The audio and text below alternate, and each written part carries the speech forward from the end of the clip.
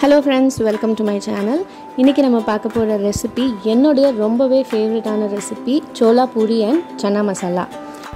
இது வந்து எல்லாருக்குமே ரொம்ப பிடிச்சமான ஒரு ரெசிபி. பட் பூரி வந்து உப்பலா வர்றதுங்கிறது எல்லாருக்கும் வராது, கொஞ்சம் கஷ்டம் தான். ஸோ அதுக்கான ஈஸியான டிப்ஸோட டேஸ்டியான சன்னா மசாலாவும் எப்படி செய்யறதுன்னு இன்னைக்கு நம்ம பார்க்க போகிறோம். யூஸ்வலாக எக்ஸிபிஷன் போகும்போது பார்த்தீங்கன்னா எண்ணெய் கடாயில் அந்த பூரியை அவங்க திரட்டி போட்ட உடனே அது சும்மா புஷ்ஷுன்னு உப்பி வரும். ஆக்சுவலாக அவங்க வந்து பேக்கிங் சோடா, பேக்கிங் பவுடர் அந்த மாதிரிலாம் யூஸ் பண்ணுவாங்க. பட் அதெல்லாம் எதுவுமே இல்லாமல் வீட்டில் இருக்க இன்க்ரீடியன்ட்ஸ் வச்சு ரொம்பவே ஹெல்த்தியாக சூப்பராக உப்பலான பூரி எப்படி பண்ணுறதுன்னு பார்த்தீங்களா? எவ்வளோ சூப்பராக உப்பி இருக்குன்னு. இந்த மாதிரி சூப்பரான பூரி எப்படி உங்கள் வீட்டில் செய்யறதுங்கிறது தான் நான் இன்றைக்கி உங்களுக்கு சொல்லித்தர போகிறேன். ஸோ வாங்க நம்ம வீடியோக்குள்ளே போகலாம். அதுக்கு முன்னாடி இது வரைக்கும் நீங்கள் நம்ம சேனலை சப்ஸ்கிரைப் பண்ணலன்னா உடனே சப்ஸ்கிரைப் பண்ணுங்கள். அப்படியே பக்கத்தில் இருக்க பெல் ஐக்கானையும் கிளிக் பண்ண மறந்துடாதீங்க. ஸோ ஃபஸ்ட்டு நம்ம சன்னா மசாலாவுக்கு ஒயிட் சன்னா தால் வாங்கியிருக்கேன் நான். இதை வந்து நைட்டே நல்லா வாஷ் பண்ணி நான் ஊற வச்சுருக்கேன். எப்போவுமே முதல் நாள் நைட் ஊற வச்சுருங்க, அப்போ தான் நல்லா ஊறி இருக்கும். அதை வந்து இப்போ ஒரு குக்கருக்கு ட்ரான்ஸ்ஃபர் பண்ணிடலாம். யூஸ்வலாக இது வேகிறதுக்கு வந்து ஒரு 7 to 8 விசில்ஸ் ஆகுங்க, அப்போ தான் நல்லா வந்து சாஃப்டாக வேகும். ஸோ இந்த ஸ்டேஜ்லேயே நீங்கள் வந்து உப்பு ஆட் பண்ணி வேக வச்சுக்கலாம், இல்லை அப்புறமா நம்ம கிரேவியில் கூட உப்பு ஆட் பண்ணிக்கலாம். ஸோ நான் அதை வேக வைக்கிறதுக்குள்ளே மாவு பிசைறது எப்படின்னு காட்டுறேன். இன்றைக்கி நான் 1 கப் மைதா எடுத்திருக்கேன். அதுக்கு 2 டேபிள் ஸ்பூன் ரவை, ஒரு டீஸ்பூன் சர்க்கரை, ஒரு pinch of salt, 2 tablespoon தயிர். ஸோ இந்த கப் மைதாவுக்கு நான் அளவு சொல்லியிருக்கேன். நீங்கள் எக்ஸ்ட்ரா பண்ணுறதா இருந்தால் அதுக்கேற்ற மாதிரி நீங்கள் அதெல்லாம் இன்க்ரீஸ் பண்ணிக்கோங்க. ஸோ இப்போ ஃபஸ்ட் நம்ம மைதா கூட இந்த ரவை, சர்க்கரை அண்ட் உப்பு ஆட் பண்ணிக்கலாம். இந்த சோளா பூரி பார்த்திங்கன்னா லைட் ஒரு ஸ்வீட்னஸ் இருக்கும், அது இந்த சுகர்னால தான். ஃபஸ்ட்டு நல்லா கலந்து விட்டுக்கலாம். பேக்கிங் பவுடர், பேக்கிங் சோடாலாம் எதுவுமே தேவையில்லைங்க. இது நான் சிம்பிளாக உங்களுக்கு சொல்லித்தரேன் பாருங்கள். இது கூட 1 டேபிள் ஸ்பூன் ஆயில், முதல்ல நான் 1/2 டேபிள் ஸ்பூன் மட்டும் ஆட் பண்ணிக்கிறேன். அப்புறமா அந்த 2 டேபிள் ஸ்பூன் தயிர். ஸோ எண்ணெய் வந்து லாஸ்ட்டாக நான் மீதி ஆட் பண்ணிப்பேன். ஸோ இப்போ இதை வந்து நல்லா கலந்துக்கலாம். முதலே தண்ணி சேர்த்துறாதீங்க, ஏன்னா இந்த தயிர்லேயே தண்ணி இருக்கும். புளிப்பு இல்லாத கெட்டியான தயிராக எடுத்துக்கோங்க. ஸோ இதை நல்லா கலந்து விட்டுட்டு அப்புறமா நம்ம கொஞ்சம் கொஞ்சமாக தண்ணி தெளித்து பிசைஞ்சிக்கலாம். ஸோ நான் சொன்ன டிப்ஸில் ஃபஸ்ட்டு டிப் வந்து மாவோட கன்சிஸ்டன்சி. மாவு வந்து ரொம்ப லூஸாக இருக்கக்கூடாது. சப்பாத்திக்கு தான் வந்து நம்ம லூஸாக பிசையணும் மாவு. பூரியை பொறுத்த வரைக்கும் கொஞ்சம் டைட்டாக தான் இருக்கணும். ரொம்ப டைட்டாக பிசைஞ்சிடாதீங்க, அப்புறம் திரட்ட கஷ்டமாக இருக்கும். கொஞ்சம் மீடியமாக இருக்க மாதிரி டைட்டான டோ மாதிரி நீங்கள் பிசைஞ்சுக்கோங்க. ஸோ அதுதான் நம்மளோட ஃபஸ்ட் டிப். ஸோ இப்போ இதில் வந்து நான் அந்த மீதி 1/2 டீஸ்பூன் எண்ணெயை மேலே தடவி மூடி வைக்க போகிறேன். ஏன்னா இல்லைனா மேலே மட்டும் கொஞ்சம் ட்ரை ஆன மாதிரி இருக்கும், அதனால் நான் லாஸ்ட்டாக தடவிக்கிறேன்.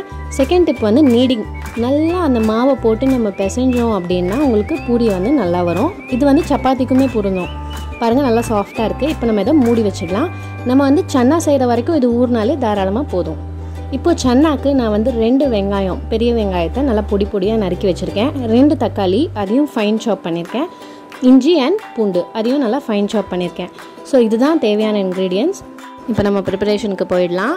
அடுப்பில் நான் வந்து ஒரு கடாய் வச்சுருக்கேன். அதில் 2 டேபிள் ஸ்பூன் எண்ணெய் நான் ஆட் பண்ணிக்கிறேன்.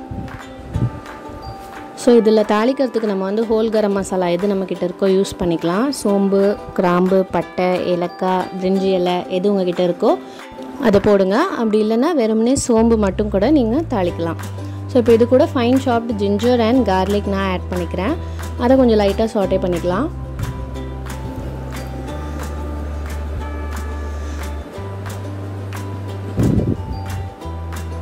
இது கூட நம்ம பொடியாக நறுக்கி வச்ச வெங்காயம் நான் ஆட் பண்ணிக்கிறேன்.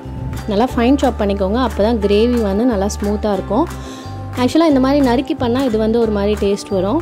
அப்படி இல்லைன்னா அரைச்சும் பண்ணுவாங்க சில பேர். வெங்காயத்தையும் தக்காளியும் சேர்த்தே கூட அரைச்சிட்டு இந்த ஸ்டேஜில் அந்த கிரேவியை ஆட் பண்ணி அதில் மசாலாஸ்லாம் போட்டு கொதிக்க விட்டு அந்த மாதிரியும் பண்ணுவாங்க. அது மாதிரியும் நீங்கள் பண்ணலாம்.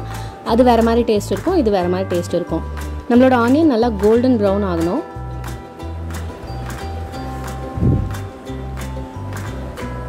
ஆனியன் நல்லா வதங்கிடுச்சு. இப்போ நம்ம இதில் நம்மளோட டொமேட்டோஸை ஆட் பண்ணிடலாம்.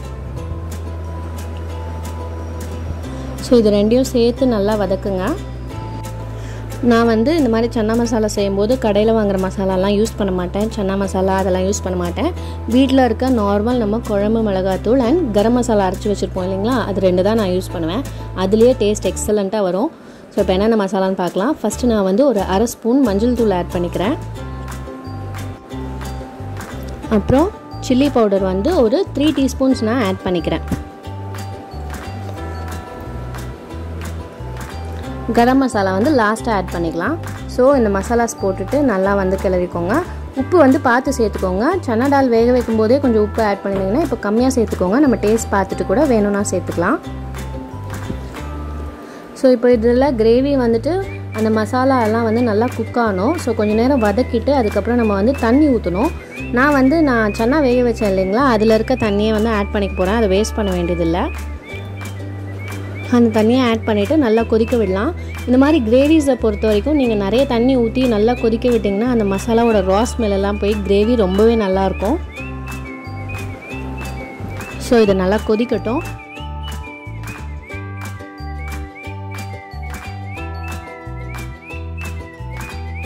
நம்ம இதுக்கு வந்து ஒரு மூடி போட்டு இதை வந்து ஒரு 5 to 10 minutes நல்லா கொதிக்க வைக்கலாம்.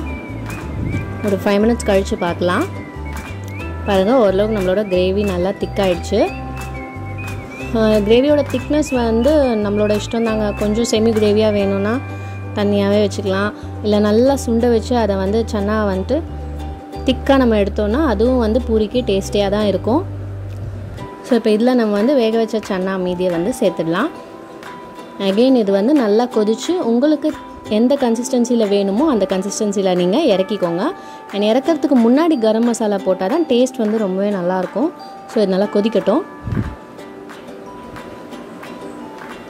ஒரு 10 minutes கழித்து நல்லா கொதித்து நல்லா சுண்டி இருக்கு பாருங்கள்.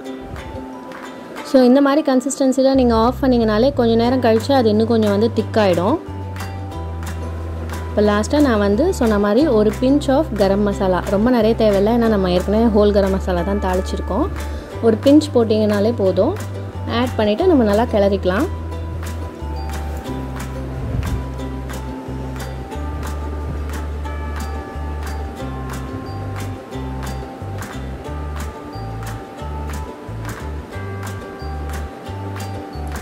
இதில் லாஸ்ட்டாக நம்ம வந்து கொஞ்சமாக கொத்தமல்லி தூவி இறக்கிடலாம்.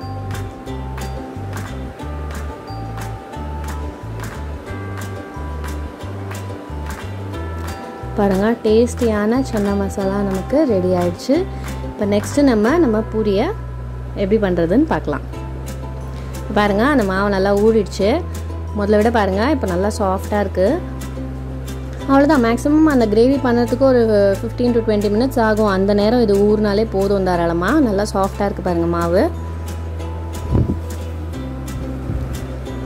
ஸோ இப்போ நான் இதை சின்ன சின்ன உருண்டையாக பிடிச்சிக்கிறேன். ஸோ பூரியை பொறுத்த வரைக்கும் ஃபஸ்ட்டு டிப் வந்து நம்ம மாவு பிசையிறது. செகண்ட் ஒன் வந்து பார்த்திங்கன்னா திரட்டுற விதம். பூரியை வந்து தின்னாக திரட்டக்கூடாதுங்க. கொஞ்சம் மீடியம் திக்னஸில் தான் திரட்டணும். அப்போ தான் பூரி வந்து நல்லா உப்பி வரும். சப்பாத்திக்கு தான் வந்து மெல்லிஸாக திரட்டணும். பூரி வந்து நீங்கள் திக்காக தான் திரட்டணும். அண்ட் யூனிஃபார்மாக திரட்டணும். ஒரு சைடு குண்டாகவும் ஒரு சைடு மெல்லிஸாகவும் இருந்தால் உங்களுக்கு சரியாக பொங்காது பூரி.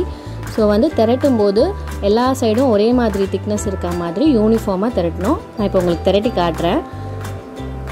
ஸோ கொஞ்சமாக மைதா வந்து டஸ்ட் பண்ணிவிட்டு நம்ம திரட்டலாம் நம்ம பூரியை.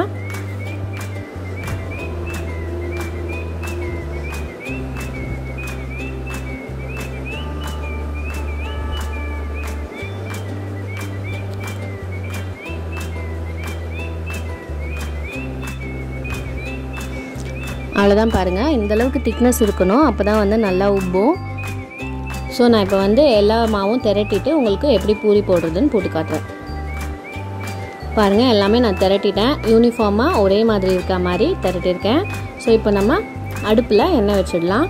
மூணாவது டிப், எண்ணெய் வந்து நல்லா சூடாக இருக்கணுங்க. அப்போ தான் மாவை போட்ட உடனே பொங்கும். ஸோ இந்த மாதிரி கொஞ்சோண்டு மாவு கிள்ளி போட்டு பாருங்கள். ஸோ எண்ணெய் நல்லா சூடாக இருக்குது. இப்போ நம்ம பூரியை போட்டுடலாம். அண்ட் போட்ட உடனே கரண்டியே போடக்கூடாது.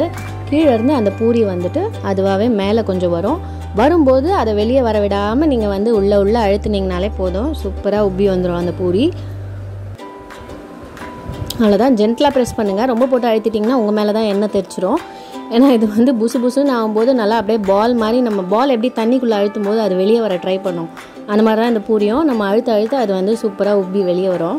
ஸோ ரொம்பவே ஜென்டலாக ப்ரெஸ் பண்ணுங்கள். அண்ட் திருப்பி போட்டுட்டு 2 சைடும் நல்லா செவந்த உடனே நம்ம எடுத்துடலாம். சூப்பராக பொங்கி வந்துருக்கு பாருங்கள். ஒன்று மேலே ஒன்று அடுக்கி வைக்காதீங்க, பூரி அம்மிங்கிடும். ஸோ நீங்கள் வந்து கடகடன்னு திரட்டி வச்சுட்டு எல்லாரையும் டிஃபன் சாப்பிட கூப்பிட்டுட்டு டக்குன்னு போட்டு எடுத்து அவங்களுக்கு சர்வ் பண்ணிட வேண்டியதான். நான் செகண்ட் ஒன் போட்டு காட்டுறேன் பாருங்கள்.